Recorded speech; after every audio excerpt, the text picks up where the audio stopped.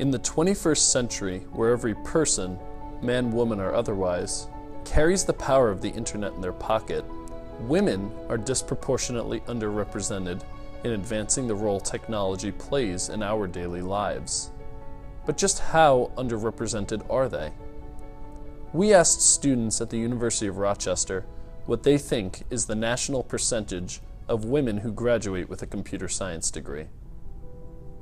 I would say between 25% to 30%. I would think that it was at least a quarter. Maybe 15%?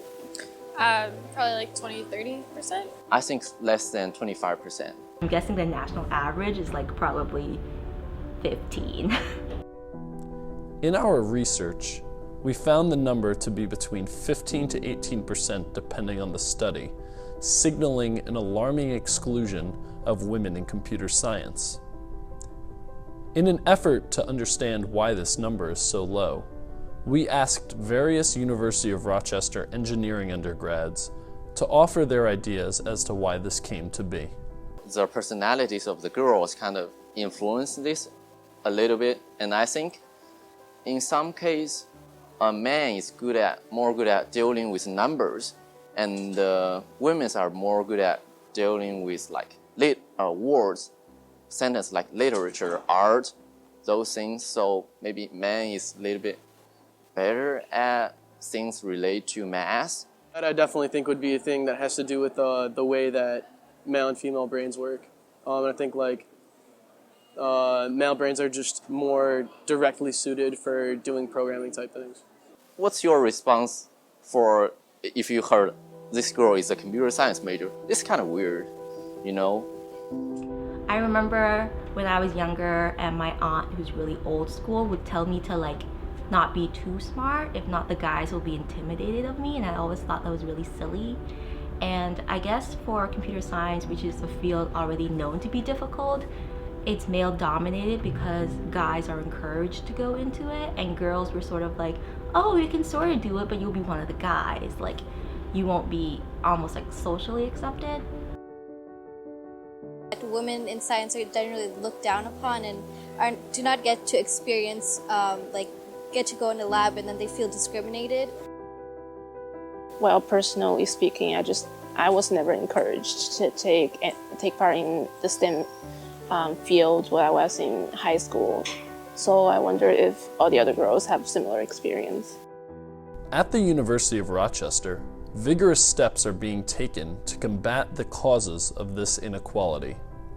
According to the American Association of University Women, exposure, encouragement, and representation, or rather lack thereof, are some of the leading causes that have limited greater inclusion of women not only in computer science, but in STEM fields in general. So my roommate actually started computer science as a cluster because I was a computer science major and I had never talked to her before, and now she's also a computer science major. I'm the president of WIC, which is Women in Computing. So we're a club that tries to encourage girls on campus and girls in the local community to consider studying computer science. A lot of people would go into a classroom and see only like one or two other girls in the class, and that was such a big problem. I just feel less encouraged when you don't see any role models. I think we have to start at the smallest level. We try to expose girls to computer science as early as possible. So we do events with Society of Women Engineers every semester. So I'm actually part of Society of Women Engineers, and we host a STEM workshop for local Girl Scouts every year. So these are girls ranged from like 5 to 10, and we would teach them science. And we just start to reach out to them, start to get them excited about science, and like let them know, hey, like this is okay for you to like be interested in. This stuff is really cool and you should be interested in it, and like you guys can do this just as well as any guy can. The University of Rochester is leading the pack in getting women involved in undergraduate computer science.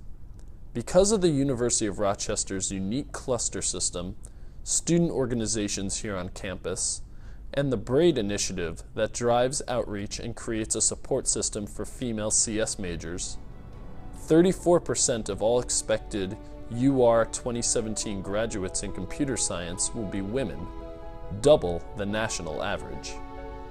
One of the girls actually came up to me and told me that like this was my favorite. I want to study computers after I grow up, and it was probably like the proudest moment ever.